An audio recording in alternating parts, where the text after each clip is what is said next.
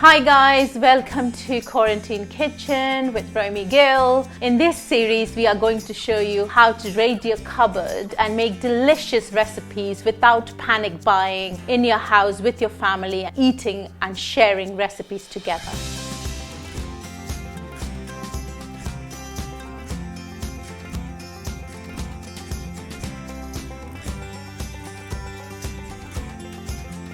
Okay guys, in this episode I am going to show you how to make chapati, roti, but just with plain flour. Please don't go rushing buying anything from the supermarkets. We all need to help each other here. No panic buying. So this is the best recipe to make your own roti, your own chapati, or even paratha, which is like stuffed roti. So here I have just got plain flour. Just normal Tesco make.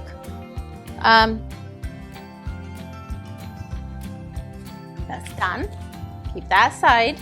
Cold water, or maybe lukewarm water as well as due. There's no salt, no oil, no eggs in Indian bread. For this one we don't. And gently, please gently add water. Don't put all the water in one go. It's not going to work because you end up putting more flour together. And you have to work with your fingers in this one, because bread is something, I think, we've forgotten. A lot of people have forgotten. We just panic buying bread and putting them in the freezer. Make bread at home. It's so easy to make. There are online classes. Richard Burtonet, he's amazing. There are loads of other people, beautiful, lovely online classes as well. People have started to do, some chefs are doing it.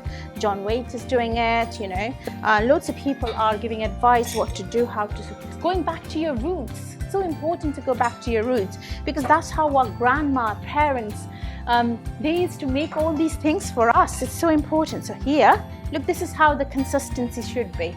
This is how the consistency should be. Look like this, yeah. And then I would recommend you to leave that about half an hour or so before you're going to start rolling it. I'm going to wash my hands in this only, because I don't need that water anymore. And I'm going to apply some oil to it. Binds together really well. Just literally that much. Both your and that, you do that. Or you can actually, like pizza dough, you can do that as well. So you can do that, or just do, and you're going to leave it to rest for about 20 minutes to half an hour or so. And rub a little more oil on the top. Any oil you can use, any oil. Don't need to worry about which oil. So that's resting there. So a little bit of flour on the side here. It's about a golf ball size. So when I was learning how to do tandoori naans when I had my restaurant, and by the way, the roti recipe and the chapati recipe is in my book called Zaika. Zaika means flavor. It's a love letter to my mom. So it's the food that she would make for us or to the kids, or my friends. My friends still remember my mom because of her parathas. She was a paratha lady, and my best friend Rashmi, who lives in New York, and we are still best friends. She would eat my tiffin by 10:30. I don't know if you know what tiffin is. Tiffin is like a tier of boxes of food filled up. In India, it's like a packed lunch, and she would finish it in the geography teacher's class because she was very boring. Sorry, Mrs. Bakshi, but you were boring. And she would finish the tiffin by 10:30. And I was starving in my lunchtime, and she wouldn't give her food to me. And we still fight over it. So this is what you've done, and you just roll it. It's the best thing to do with your kids. If you have time now, you have time in your hands. It's something all your family can enjoy it, and you guys can freeze this. So easy, you can freeze it, okay? And my grandma used to say, I would never find a good husband because I can't roll my chapatis round. Well, she's very wrong. I have an amazing husband and he's making pizza for me tonight. So there you go. You can do that, so dust off all the excess amount of flour which you have, and if you want a little bit more, you can do that. But I think this is a perfect round shape. Here, you can have a non-stick pan too as well, because if you're cooking on a hob at home, which is a gas fire, you can use a pancake pan. You can use that. I'm going to put the temperature a bit more higher. So just touch, you don't have to touch the base of it, just see the heat coming up, and then you can, I really wanted to, a bit more to it. I'm also going to show you a trick, another trick. I think it's hot enough now. I'm going to put that in there. And here, you know what I'm going to make for you guys is a paratha, which is so close to my heart because my daughters are so used to pudding every single day. I have to make puddings every single day. They are spoiled kids, but they are lovely and they're very capable and they cook as well. My mum, when I was growing up, would make this for me. All it was sugar. This is sugar and chapatis, and then cook like a paratha. Let me finish this chapati and I will show that, and honestly it's the best thing made in the world. So we're going to turn that around. Look at those bubbles. So you need that little cooked that with both sides, and then when you're cooking it evenly, make sure it's cooked from both sides as well. Tea towel, have handy so that you don't burn your fingers. So you're going to dab it down. While I was chatting, I've overcooked a tiny bit. It's not overcooked too much, but don't kind of overcook it too much. You have to be very, very careful.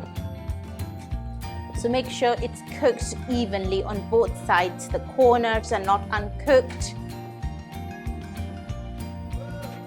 See? How cool is that? So easy to make your own roti. So you can see it's all evenly cooked from each side. That's it. I'm going to put that, put my tea cloth, it stays. I'm going to do another one just in case you haven't seen it properly. There goes my roti, and I'm going to make this my childhood memory chini paratha, which is chini means sugar. Sugar paratha. Paratha is something which you actually have a plain paratha with nothing in it, just a little bit of salt, oil, cooked with oil, because whereas the chapatis are not cooked with oil or butter. Paratha, you can stuff parathas with potatoes, paneer, meat paratha, anything like that. Here, I'm going to put some caster sugar. It's going to be naughty paratha. It's banging. So good with yogurt. Plain yogurt is so good. So we're going to quickly cook this one before we move on to the paratha. And guys, freeze this. You can freeze this. So easy to make. Show all your cooking skills to all your friends once we are able to give hugs to each other. I miss those hugs. I'm a hug person. I'm from India. My daughters doesn't even let me hug. So I miss those hugs. There you go, guys. These are the 2 chapatis done. What I'm going to do is, at home, I would, or anywhere, I would put some oil. Or usually, I would use is butter or ghee, but oil is fine. Oil is fine too. So it stays soft and moist. It doesn't go crispy and hard when you're eating.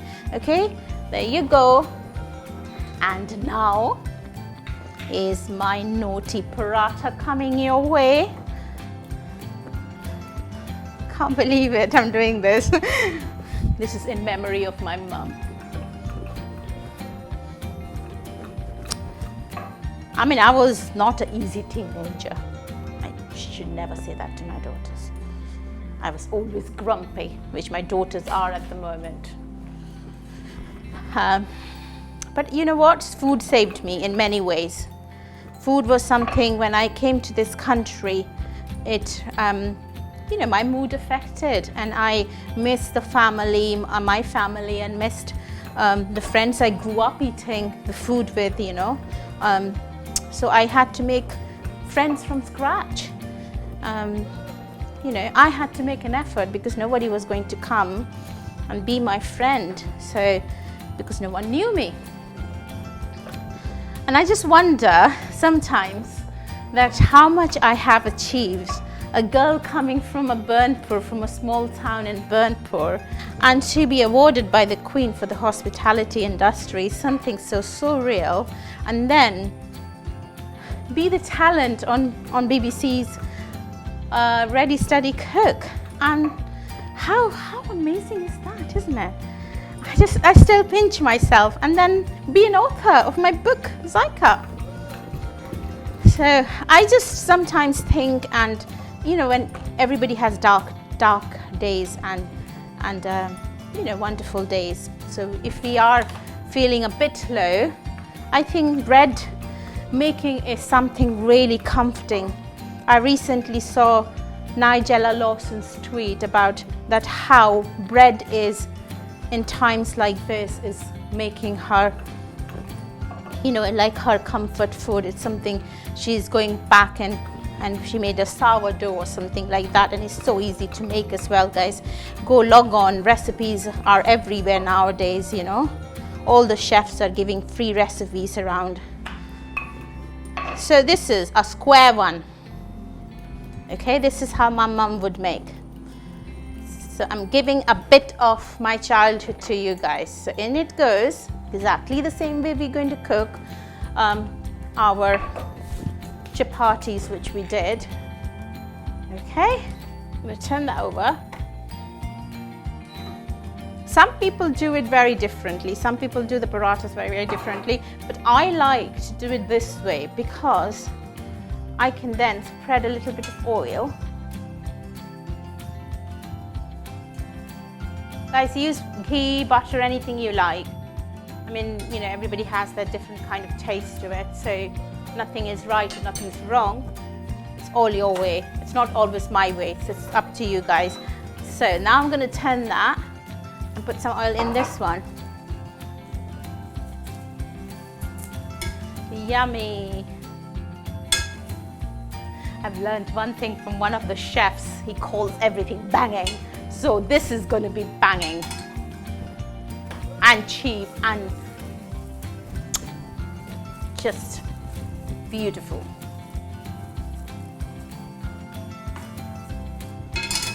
There you go. Then turn that around. Look how crispy it is. So it becomes really crispy with the caramelization of the sugar. So you can use brown sugar, white sugar, any kind of sugar. I used to prefer like the brown sugar, but I don't mind what sugar I use, whatever is handy in my cupboard.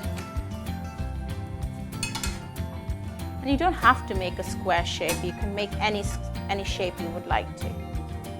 You see what I mean? If it's more crispy like this, it's more tastier. There you go, all done. Switching it off. There you go. I'm going to actually cut it for you and show you how. It's hot.